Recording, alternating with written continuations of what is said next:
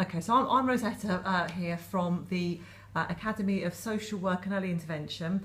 We're just going to be doing some feedback here on our Early Help Standard course that both Michelle and Kylie have been on. So if you would like to introduce yourself and tell us a little bit about how you felt the course went, what you learned from it, and very importantly, what you got out of it to help your actual role within Central Bedfordshire Council, please. Okay, so I'm Kylie. I'm a locality parent support advisor, currently working in the parenting team at Central Bedfordshire Council. I completed the course back and I finished in April. Completed the 4 days, the full days. I found the course really useful.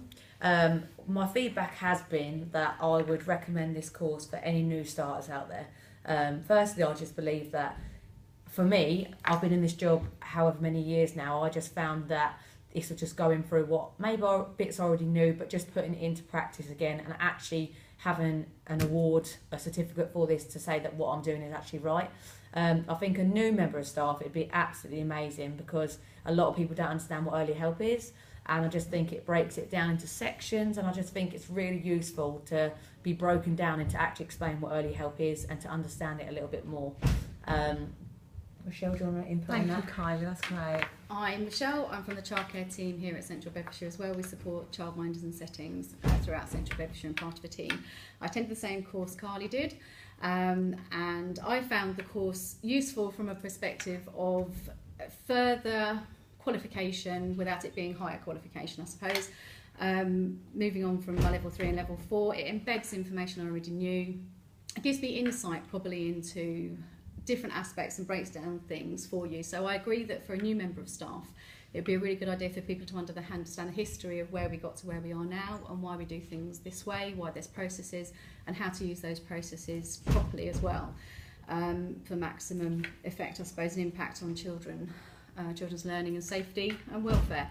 I would say that I have found the course useful to actually signpost people back to as well, because it helps you unpick legislation and make you fully aware of actually what is available to you in the local area as well as nationally.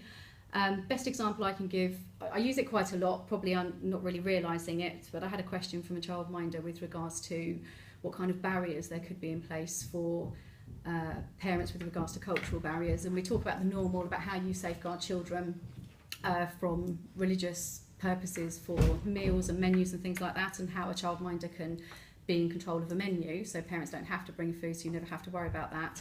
And also, what would you do in the event a parent was not really wanting their child to attend other celebrations of religious cultures, things like that.